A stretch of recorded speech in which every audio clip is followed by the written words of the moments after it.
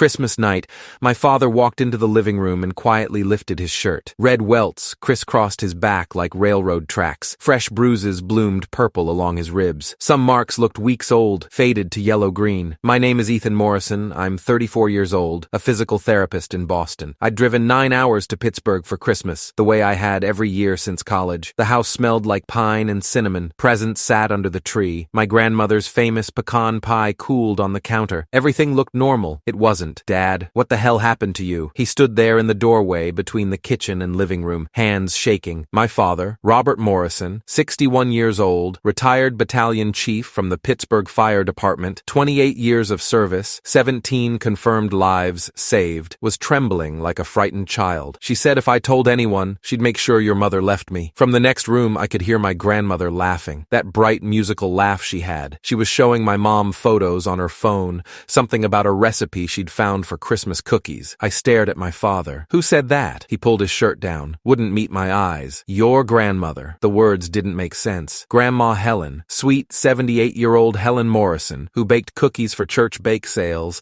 and sent birthday cards with $20 bills tucked inside. The woman who'd taught me to play chess, who'd read me bedtime stories when I was 5, who still called me her special boy. Dad, I don't understand. She's been living with us for 6 months, he said quietly. Your mom works late shifts at the hospital. Night charge nurse, remember? 4 nights a week, sometimes 5. Grandma waits until she's gone. My stomach dropped. She uses your mother's wooden spoon, the one from the kitchen, the one with the long handle. Says I'm useless, that I'm the reason Mom has to work so hard, that I'm a failure who couldn't even provide for his own family properly. I'd been a physical therapist for 11 years. I'd seen abuse victims. I knew the signs, the body language, the way people held themselves when they'd been systematically broken down. I'd just never expected to see it in my own father. How long has this been happening? Since the day she moved in, June 15th, 6 months. Half a year of this. Why didn't you tell Mom? His voice dropped to barely a whisper. Because Grandma said she'd lie, said she'd tell your mother I hit her first, that I was the one being violent, said she'd make sure I went to jail and died alone, that everyone would believe a helpless old woman over me. He finally looked at me, and his eyes were wet. And your mother loves her mother, Ethan. How could I destroy that? How could I make her choose? In the other room, Grandma Helen's voice rang out. Oh, Patricia, this recipe uses cardamom. Isn't that clever? My mother's response was warm, delighted. Mom, you're going to have to make these for New Year's. I felt like I was standing in 2 different realities simultaneously. Show me everything, I said. Dad led me upstairs to the bathroom. Under the bright fluorescent light, the damage was worse. Welts that formed clear patterns, the edge of the wooden spoon, unmistakable. Bruises in various stages of healing, a timeline written on his skin. There was a mark on his left shoulder blade that looked infected, the skin around it angry and red. I pulled out my phone. I'm documenting this. Ethan, this is evidence, Dad. We need evidence. I took photos from multiple angles, close-ups of individual bruises, wide shots showing the pattern and distribution. I made him turn, lift his arms, show me everything. When we were done, I had 47 photos. Then I opened the voice recorder app on my phone. Tell me everything. Start from the beginning. When she moved in, what she said, what she did. Every detail you remember. He talked for 23 minutes. I stood there listening, my jaw clenched so tight my teeth ached, while my father described 6 months of systematic abuse. It had started small. Criticism about how he loaded the dishwasher. Comments about his weight, his posture, the way he breathed too loud when he slept. Then it escalated. She'd knocked a glass of water out of his hand for not bringing it fast enough, slapped him across the face for forgetting to buy her specific brand of tea, Twining's Earl Grey. Nothing else would do. The wooden spoon came later, around August. She'd found it in the kitchen drawer, tested its weight. This will do nicely, she'd said. The first time she hit him with it, he'd been watching TV. The volume was too loud, apparently. She'd struck him across the shoulders 3 times before he'd even processed what was happening. After that, it became routine. Any perceived slight, any mistake, any moment when Mom wasn't home, the spoon came out. She keeps it in her room now, Dad said, under her pillow. What names does she call you? He flinched. Worthless, lazy, failure, burden. She says I'm the reason Mom had to go back to work, that if I'd been a real man, I could have supported the family on my pension. His voice cracked. I saved people from fires, Ethan. I ran into burning buildings for a living, and I let a 78-year-old woman beat me with a kitchen utensil because I was too afraid to tell anyone. This isn't your fault, isn't it? I wanted to put my fist through the wall. Instead, I took a breath. I need to see the spoon. We went downstairs. The house had that specific Christmas night quiet. Dishes done, leftovers put away, the peaceful lull after a big meal. Mom and Grandma were in the living room now, watching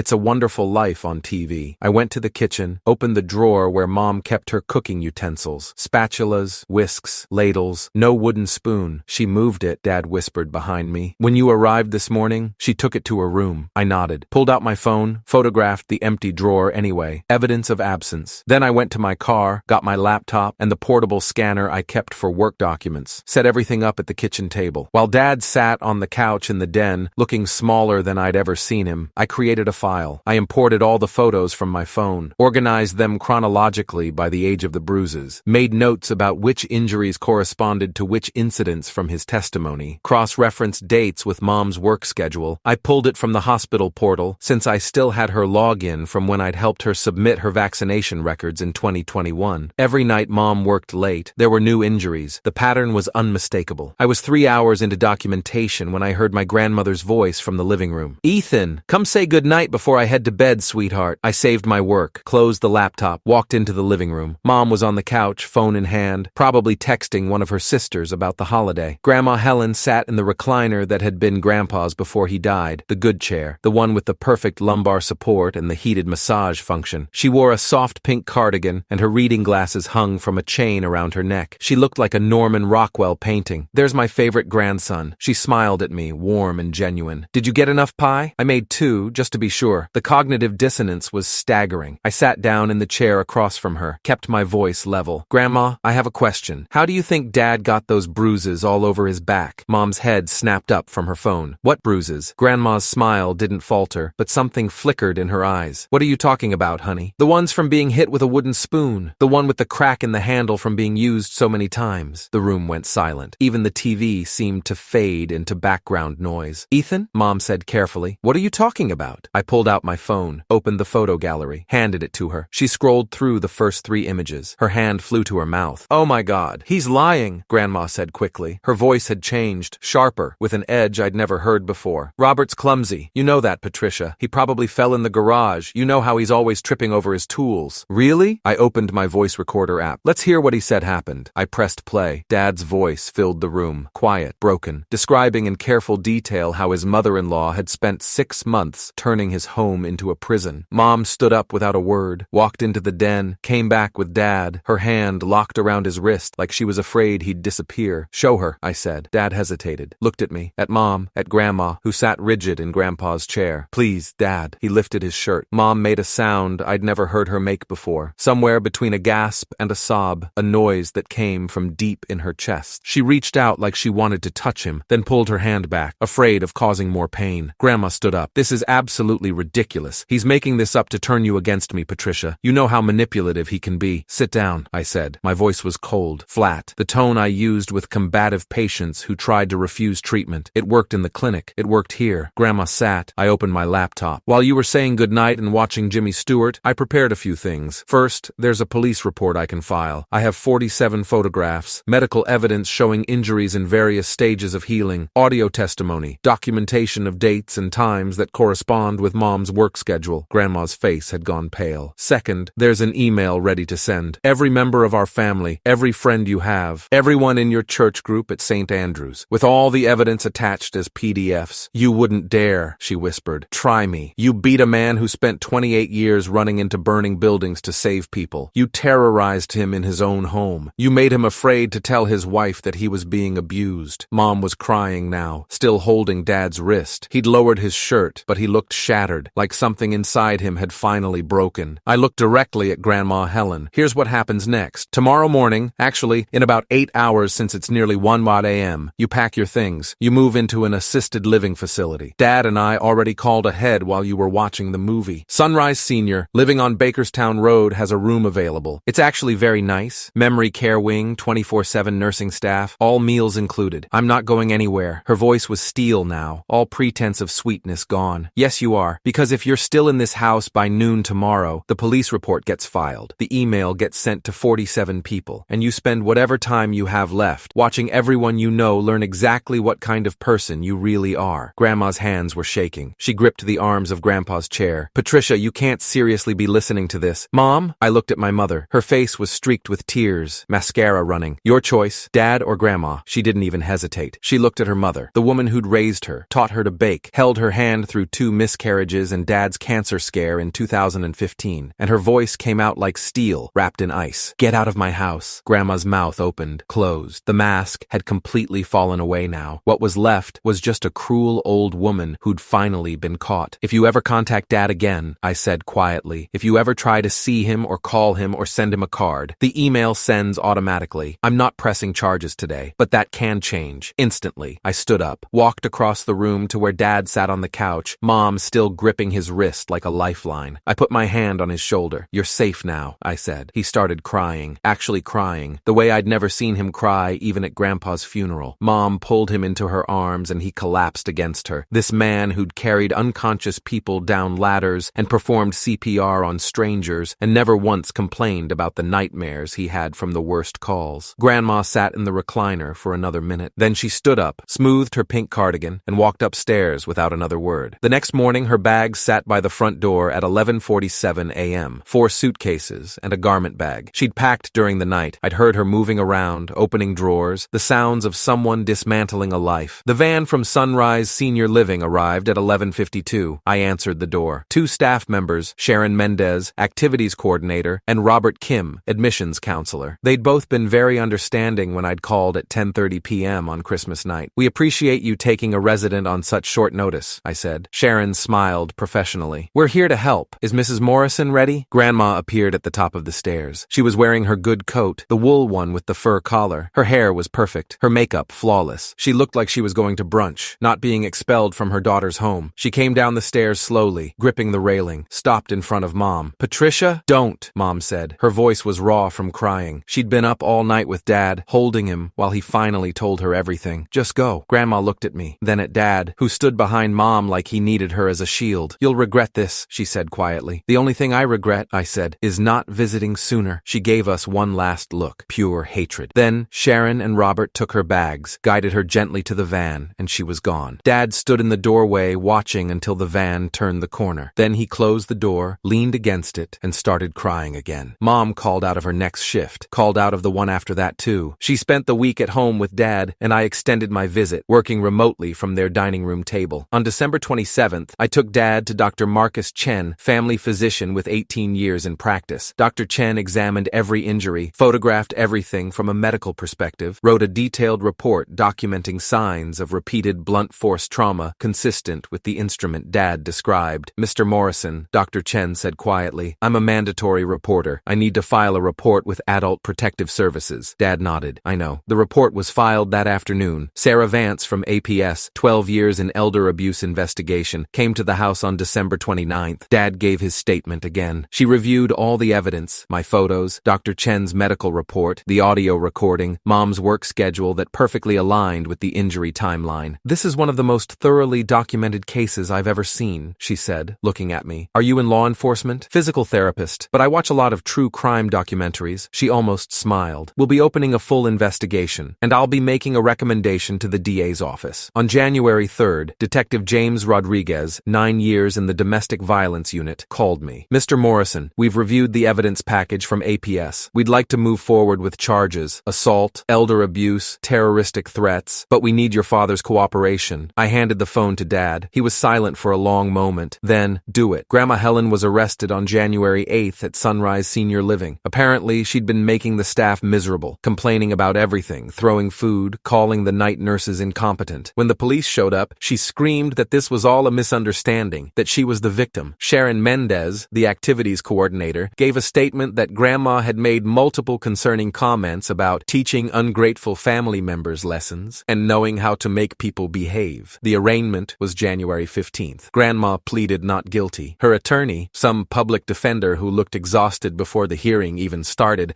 tried to argue that she was a confused elderly woman, that this was all a tragic misunderstanding. The prosecutor, Assistant DA Jennifer Park, with 14 years in the DA's office, presented the medical report, the photographs, the audio testimony, Mom's work schedule, Sharon's statement about Grandma's comments at the facility. Judge Patricia Winters set bail at $50,000. Grandma couldn't make it. She stayed in county jail. The trial was scheduled for March, but in February, her attorney approached the DA's office about a plea deal. Grandma would plead guilty to assault and making terroristic threats in exchange for a reduced sentence. She's 78 28, Jennifer Park told us over the phone. She has no prior record. The judge will likely give her probation and mandatory counseling, but she'll have a conviction on her record. She'll be a registered offender in the elder abuse database. What do you think, Dad? I asked. He thought about it for a long time. I don't want her in prison. I just want to make sure she can never do this to anyone else. We accepted the plea. Sentencing was March 12th. Grandma stood before Judge Winters in an orange jumpsuit that hung loose on her small frame. She looked diminished, shrunken. The judge gave her 3 years probation, 200 hours of community service, mandatory anger management counseling, and permanent entry into the Pennsylvania Elder Abuse Offender Registry. Any violation of probation would result in immediate incarceration. Mrs. Morrison, Judge Winters said, you used your position of trust to systematically abuse a member of your own family. You weaponized your daughter's love for you to ensure your victim's silence. You displayed calculated cruelty over an extended period. This court finds your actions reprehensible. Grandma said nothing. She was released that day, went back to Sunrise Senior Living, where she'd been moved to a monitored unit for residents who required extra oversight. We had a permanent no-contact order. If she came within 500 feet of Dad, Mom, or me, she'd go to prison. I stayed in Pittsburgh through the end of March, working remotely and helping Dad start therapy. Dr. Lisa Thompson, licensed clinical psychologist with 19 years specializing in trauma, saw him twice a week. Abuse doesn't look like people think it does, she told me after one of his sessions. We expect abusers to be obviously monstrous, but often they're the sweetest people in public. That's how they get away with it for so long. Dad started smiling again around mid-April. Small smiles at first, tentative, but they grew stronger. Mom took a leave of absence from the hospital, spent 3 months at home, just being present. They went to couples counseling. Dr. Michael Torres, marriage and family therapist, 16 years in practice, rebuilt the trust that Grandma's presence had eroded. I found the wooden spoon in May, cleaning out the last of Grandma's things from the spare room she'd occupied. It was exactly as Dad had described, long handle, crack running through the grip from repeated impact. Mom took it from my hand, walked downstairs to the fireplace, lit a fire even though it was 68 degrees outside. She stood there holding the spoon, this kitchen utensil that had been weaponized against her husband. Then she threw it into the flames. We watched it burn together, Dad's arm around Mom's waist, Mom's head on Dad's shoulder, me standing beside them. The wood blackened, cracked, turned to ash. She said no one would believe me, Dad said quietly. She said I'd die alone, and everyone would think I was crazy. Mom tightened her grip on his waist. But they did believe me, he continued. Because of you. He looked at me. You made them believe. I didn't have words, just nodded. The spoon collapsed into embers, turned to nothing. Some people think family means accepting anything from the people who raised you. That blood creates obligations that override basic human decency. Those people are wrong. Family means protecting the people you love, even when the threat comes from inside your own house, wearing a pink cardigan and smiling like a grandmother from a Christmas card. The wooden spoon I photographed, Mom burned it, while Grandma's ashes scattered to nothing in the fireplace we'd gathered around for 20 years of Christmases.